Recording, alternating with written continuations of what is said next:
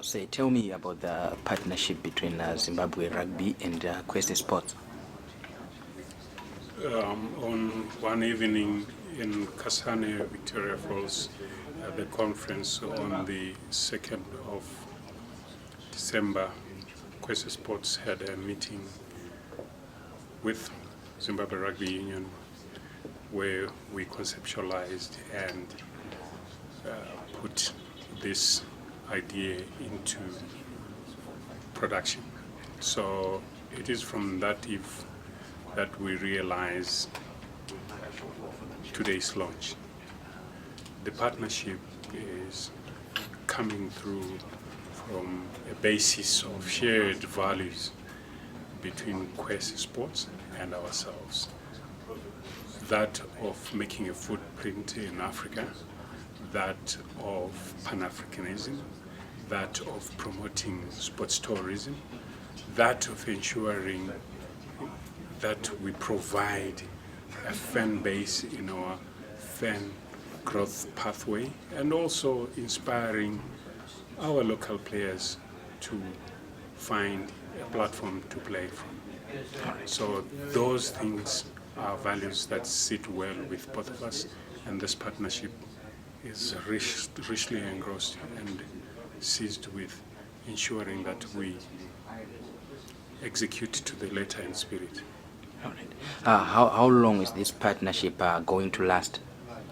We have an initial 5-year renewable partnership, and I sincerely hope that it will be in everybody's interest. Even if I'm out of this office, someone else will ensure that it grows from strength to strength. So we envisage a partnership that will go beyond the signed 5 years. What can you say about this partnership between Quest Sports and Zimbabwe Rugby? Yeah, it's very exciting for us. It's exciting for the sport.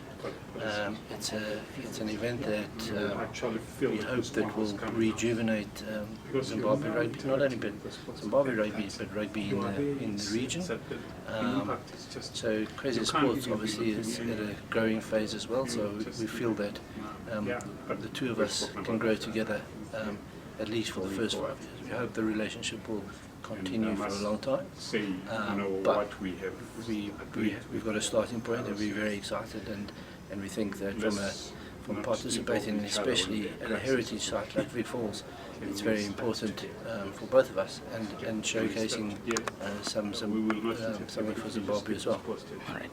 How do you think this partnership is going to help our local Zimbabwe rugby match how those superpowers in rugby play? Well, I think, as you've seen over the last 5 years now that the sevens game of rugby is now an Olympic sport.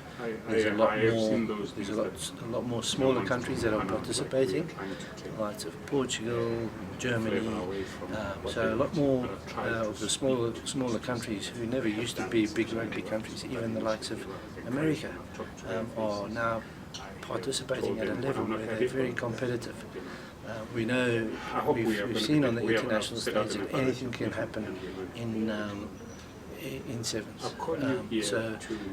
I think the more competition any team gets, the more exposure they get to international level. We not only hope that this will be an upliftment for Zimbabwe rugby, but we also hope it's an upliftment for Africa rugby. So it's going to last for 5 years, renewable. Can you tell me how the rugby players are going to benefit directly from this deal? Well, I think all sport, the benefit is, at the end of the day, if you look after the sport, that's the important thing. I think the exposure that these individuals will get where they would not normally get, I think tournaments generally generate that type of interest. So as a young professional, the exposure is the important thing.